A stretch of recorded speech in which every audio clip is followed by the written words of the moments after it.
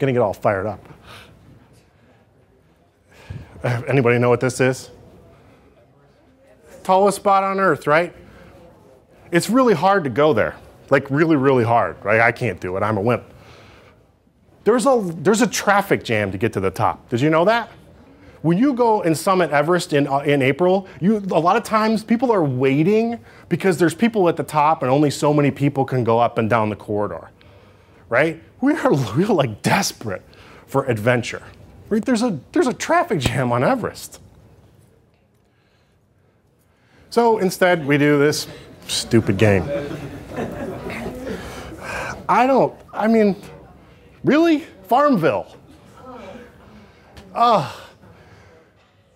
So with the absence of a good story, without the absence of something to hope for, we still got to do something, right? None of us sit idly. Some of us sit idly, but I don't want to talk to you if you sit idly, right? At least, please play Farmville. Gosh. This is my favorite quote of all time, and I don't even know if he knew that he was saying it or not. Right? It's at a TED Talk. Burt Rutan said, it's not good enough to have a generation of kids that think it's okay to look forward to having a better version of a cell phone with video in it. Does anybody not like their cell phone? Okay. Some people. You must have Blackberries. Right? They need to look forward to something bigger. They need to look forward to something epic. They need to look forward to solving the world's energy problems and figuring out political peace and exploration. We got to think of, we're not made to sit here on our hands. We're terrible at it. We just fight with each other and play Farmville, right? I mean, that's what we're going to do, right? We are actually really good at exploration, and we need to figure out how to do that. So, where do they find inspiration? Anybody? What do they explore? Well, they explore the internet, that's for sure. That's what I'm supposed to isn't this what I'm supposed to be telling you right now? I'm supposed to answer this question. This is something I want to burn into every teacher, every person that sets out a vision for something. And something that I remind myself when I'm sitting with kids, right? There's some younger people in the audience right now. And there's a point when you become, I don't know when it is, when you move from this to this, and you need to back up. Right? Because we just talked about it at the beginning. Oh, there's political strife and it was too hard and there's too much money. Come on, it's not that much money. It's really not, right? What's our deficit? It's some number, I get to put it in scientific notation, the number's so big, right? $2 billion is really not that much money, right? You got to look at it as something to chase after. You need to look at it as something that's a dream, right? And that's the way kids look at it. I know, I asked my daughter yesterday.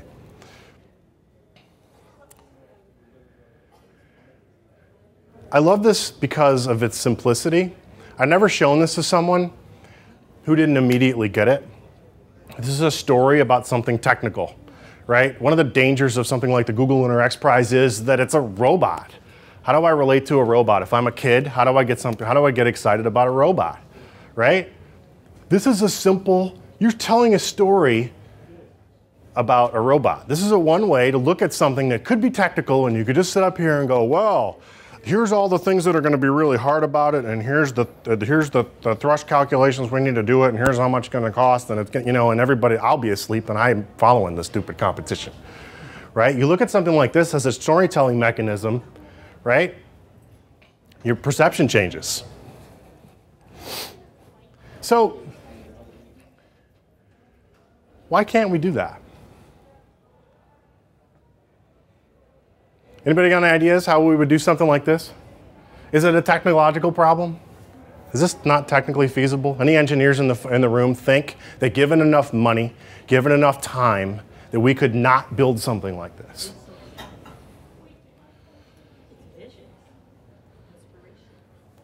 And what's wrong with inspiration, right? I think we've killed it. That's interesting. So what are we going to do to get our inspiration back? Why is this not possible? If I ask a kid, I go ask my 12-year-old, I have asked my 12-year-old, I've shown him this slide. He goes, oh yeah, we're going to do that. Well, why? Because he doesn't see an obstacle. He sees an opportunity. He sees a way. His questions are we going to be able to water ski? It's about the way we look at things. That's it. It's just the way you look at things. You're looking at the same thing in a different light. That's it. I didn't say that the political issues weren't going to be a thing, and the money wasn't going to be a thing, and some people weren't going to die along the way, and some people weren't going to become really famous, and it's probably more like there's going to be some Coca-Cola billboards, which is maybe not a terrible idea. My daughter's idea yesterday was, you know, need to get Lady Gaga to go up there because then all the teenage girls are going to want to go. And then she says, except that I don't like Lady Gaga, so maybe that's not true. Which is good because I don't get Lady Gaga either. What kid doesn't like robots? Right? All kids like robots. Why is it that this is boring and this is interesting? This was at TEDx NASA, right? There was like 12 kids there. Where were all the kids? There was like 1 million exhibits. They're standing in front of the robot. Why? Because it looks like them. It's about control. This kid gets to touch it. It's about his involvement, right? If you're going to go land a rover on the moon, why couldn't you do a contest so that some of the people who were going to introduce that won a design contest, one of the things that they could win was to drive the rover for 60 seconds on the moon. Why wouldn't that be something that we could all participate in? Now you have somebody who's your peer who's participating in something, so you can experience something through your peer. It's not some boring adult telling me how this is really cool and the technical details of how the wheels are operating, blah, blah, blah, blah, blah. It's no some 9-year-old driving a rover on the moon going, look at that, I just smashed a rock.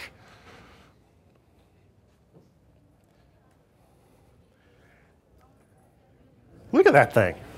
I thought the people are cool, right? But if you're going to solve a problem, I don't mean to be all, you know, commercial space fanboy. This thing is crazy looking. They took a problem that's really, really hard. The way the government did it, right? And I think we all agree that government's pretty bad at making things cheaper, right? And Bert Vertan and his team took a concept and made up. I don't even know. It looks like a dragon or something, right? I mean, how do you solve problems? You look at it in a different way. My kids look at this and go, oh, this is different. This is new. This has got to be interesting. And they'll sit down and watch it, right?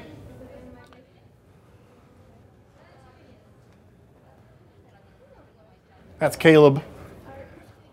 I don't even know what he's doing. Anybody know what he's doing? I think he's making he's going to get ready to kill the aliens, I think. I feel a responsibility to give my kids something bigger than what we see. Something bigger than, I mean, as a technologist, do you ever watch an Apple keynote? Steve Jobs says something, people in the audience, grown men, it must be from California or something, scream like little girls. When Steve Jobs says, it's got a camera, we're like, oh God, that's what I needed is a camera on the back of my iPad. That's what we're excited about? Really? It's a freaking camera on, I love my iPad. You do not steal my iPad. I will come find you, right? But that's not what my life's about. There's no adventure in the iPad. The iPad is a tool to do something else, right? Grown men are screaming like little girls over a camera in the back of the iPad. And boys can't dream about space because we're not telling them the right story. Kids want to know what's possible. They want to know what we can't do. They don't care, and I don't care either. I swear if another senator tells me it's not, I can't get it funded, I don't really care because it's not his responsibility to do it. It's my responsibility as a visionary. It's your responsibility as someone who bothered to come to an International Space Development Conference to look at what you want to go do, shut up, and go do it. Just go do it. I don't want to hear excuses about it. It's going to be hard. People from Poland died. So come on. I mean, you didn't sleep because you're working on your project? People died doing the other things. This is easy. Because what I want is for Caleb to look up. I can't actually look at this picture. When I look at this picture, I think, that's my legacy. There he is. He's actually the only person in his generation that carries my last name at this point. So he quite literally is the whole family's legacy. A lot of rides on him. We got good health insurance. Carry on the family legacy. And when I look at him, and when I look at problems like this, when I look at big problems, he comes to me and says, "Dad, tell me about this thing that's happening in space." So when I talk like that, when I talk like this, when I talk about problems that the problems that I don't care that they're problems and we're going to fix them anyway, right?